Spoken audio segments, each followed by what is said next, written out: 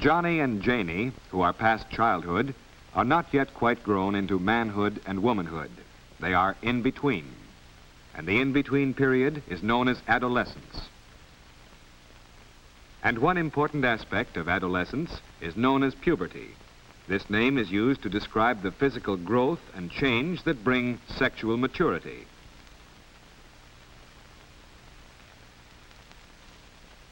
Let's see how puberty affects Johnny. Puberty might begin any time between the ages of 9 and 16, but for average Johnny, it comes at 14. Puberty begins with a change in the functioning of certain endocrine glands or glands of internal secretion. Here's how.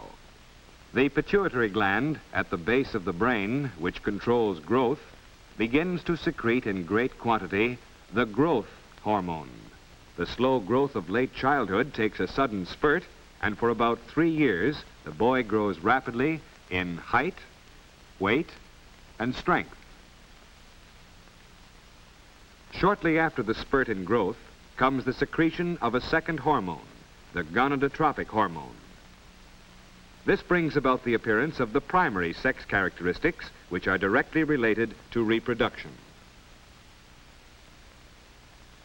In boys, this means the increased development of the sex glands or gonads called the testes, and the genital organ, which is the penis. Here is a diagram of the male reproductive mechanism. The external glands, or testes, produce the spermatozoa, or sex cells, which are necessary for human reproduction. The sex cells mix with a fluid and pass through a long tube to the seminal vesicles, where they are stored. At the time of emission, the fluid carrying the sex cells passes the prostate gland, where a milky secretion is added to form semen. When these glands and organs are mature, spermatozoa are constantly being formed in the testes and stored ready for expulsion. Occasionally, they are released during sleep in nocturnal emissions. This normal involuntary action is considered a definite sign of puberty in boys. Along with the primary sex characteristics, other changes are related to sexual maturing. They are called secondary sex characteristics. These are physical features which distinguish the male from the female body, but are not directly related to reproduction. They include the growth of pubic and underarm hair, increased perspiration under the arms, and the growth of hair on the arms, legs, and chest. The muscles grow stronger, the shoulders broader, and the down on his face becomes coarser and thicker. Lengthening of the vocal cords brings about a change in the voice. During the change, sometimes it comes out high, sometimes low.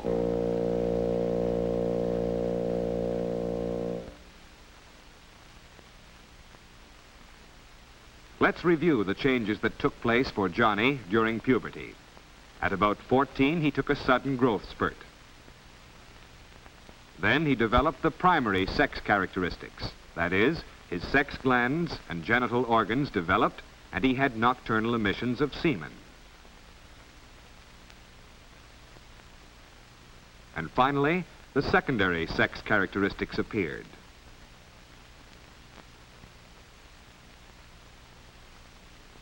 Now that all this has happened to our Johnny, he is very close to being a man.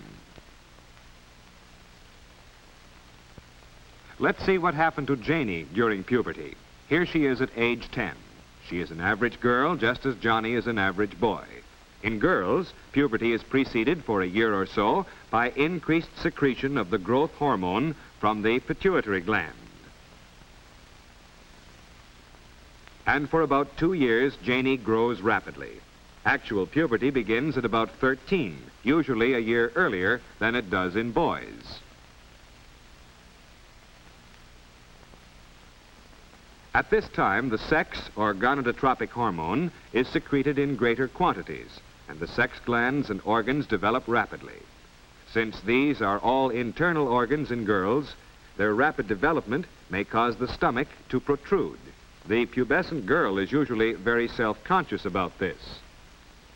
These are Janie's primary sex characteristics.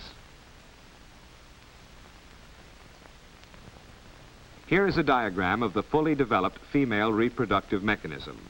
The ovaries are female sex glands in which the reproductive eggs, or ova, are developed. The fallopian tubes form the passage through which the mature ovum passes to the uterus, or womb. The vagina provides a passage from the uterus to the outside of the body.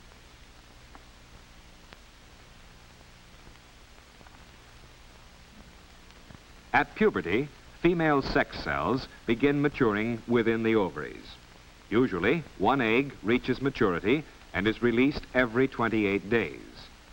The ovum travels through the fallopian tube toward the uterus. At the same time, the lining of the uterus becomes engorged with blood and nutritive fluids in preparation for the development of a fertilized egg into a baby. If the female cell is not fertilized, it dissolves or disintegrates in the tube. Then the uterine wall lining, no longer needed to receive a fertilized egg, breaks down and is discharged from the body through the vagina. This release of blood, mucus, and unused cell tissue normally takes place every 28 days and is called menstruation. This is one of the primary sex characteristics of girls. The first time it occurs is called the menarche. Normally, after the menarche, there is a period of time during which the reproductive mechanism of the adolescent girl is still too immature for the conception of a child. Early menstruation is usually irregular, and Janie may feel real physical discomfort, such as cramps or headaches. Changes in blood pressure at this time may make her nervous and irritable for a few days before and during each menstrual period.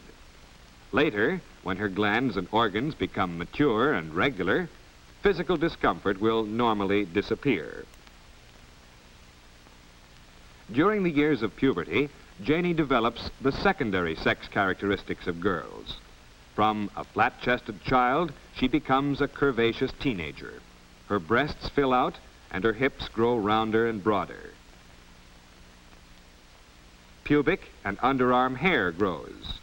The texture of the skin changes slightly, and the tone and quality of the voice becomes lower and more melodious.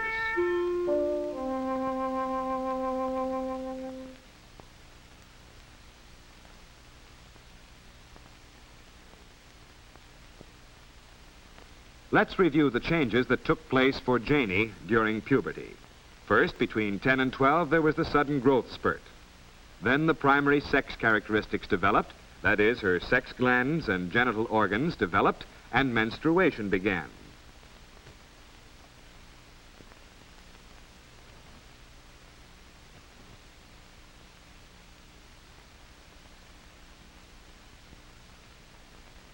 And finally, the secondary sex characteristics appeared.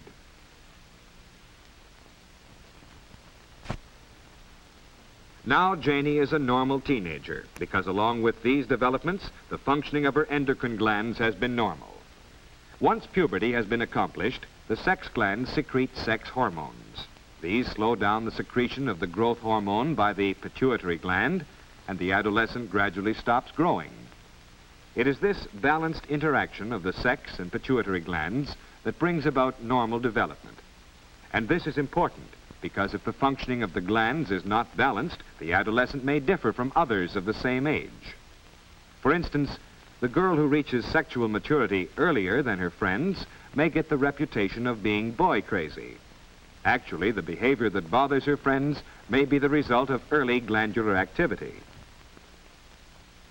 On the other hand, if sex hormone secretion is delayed while the growth hormone is active, the adolescent may grow much taller than his contemporaries, yet remain much less mature in primary and secondary sex characteristics.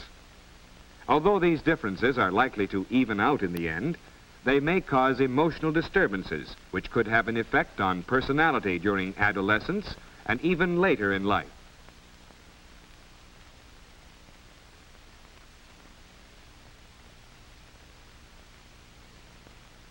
Johnny's glandular balance has been normal, but the rapid growth of his muscles gives him a great need for activity, both organized and unorganized, which gives him a feeling of strength and achievement.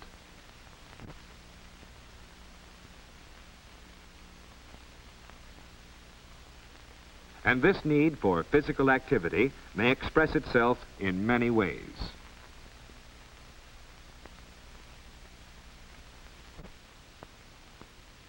Another aspect of normal growth is nervous tension, which makes Johnny restless. He may twitch and squirm when he tries to sit still. Adolescents just can't sit still for too long. His bones are growing too, but not as fast as his muscles, and this new ratio of bone to muscles upsets his coordination. This embarrasses him just when he is trying his best to be grown up. If adults don't realize that this awkwardness is just part of rapid and uneven growth, the adolescent's feeling of inadequacy is increased.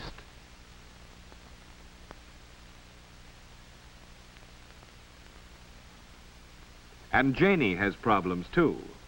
Blemishes on her skin are a source of great unhappiness. They develop when the oil-producing glands beneath her skin suddenly become larger and more active at the time of puberty, while the ducts leading to the surface of the skin remain disproportionately small. The resulting congestion causes blackheads and pimples.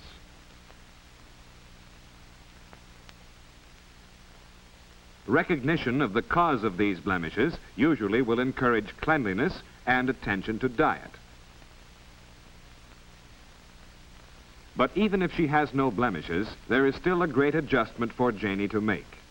She sees herself now as she is going to be throughout her life. Perhaps in childhood she dreamed of becoming a glamorous beauty. Now she must realize that she is just an ordinary-looking girl. She doesn't say much to anyone about this, but to her it's a big thing. And just because Johnny's a boy, don't think that appearance and physique aren't important to him, too.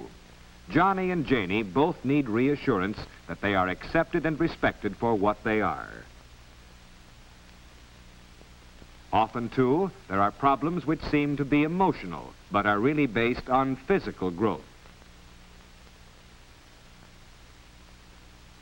It has been established that the functioning of the glands has an effect on the emotions.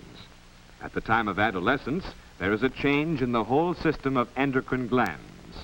The position of these glands are shown on this figure, which represents both male and female. The thymus, which has no secretion and is not a true gland, is no longer considered part of the endocrine system. The adrenals, which affect circulation and muscular action, increase rapidly in size and activity during adolescence. The thyroid glands function irregularly, and of course, the pituitary and sex glands are more active.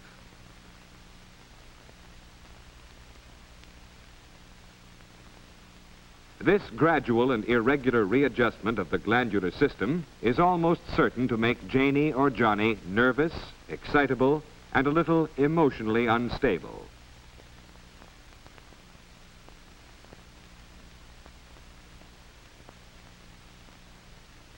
Of course, all this sudden development of bone, muscle, and tissue, together with great expenditure of energy, give Johnny and Janie ravenous appetites between meals, as well as at regular meal times. They satisfy this with a tremendous food intake, especially concentrated foods like desserts and candy.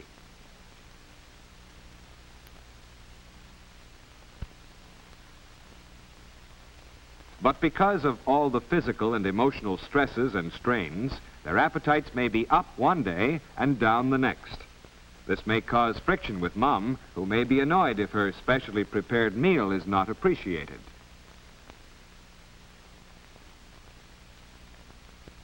Problems may arise from sudden mental development, too.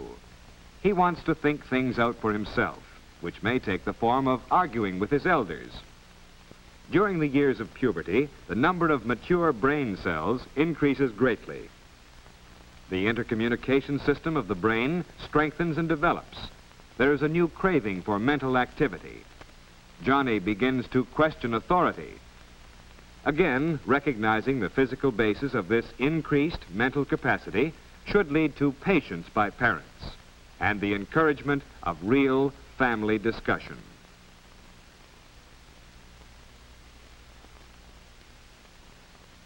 We have seen that Johnny and Janie have developed great capacity for activity mentally, emotionally, and physically. They have grown much stronger. And they are able to do many things much better. Besides all this physical growth and activity, there is a sudden expansion of their social horizon. Their relationship with their friends is new and tremendously exciting. They are likely to carry some of their activities to excess.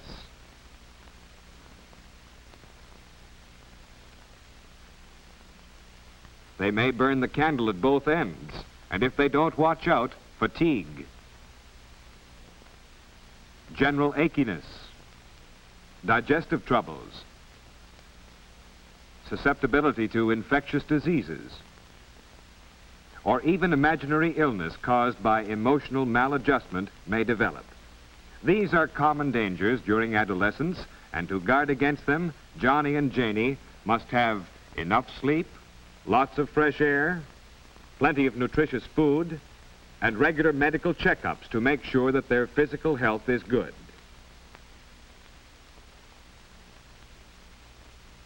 For we have seen that even with the best of health, there are many aspects of normal physical growth, especially during puberty, that may strongly influence social and emotional growth.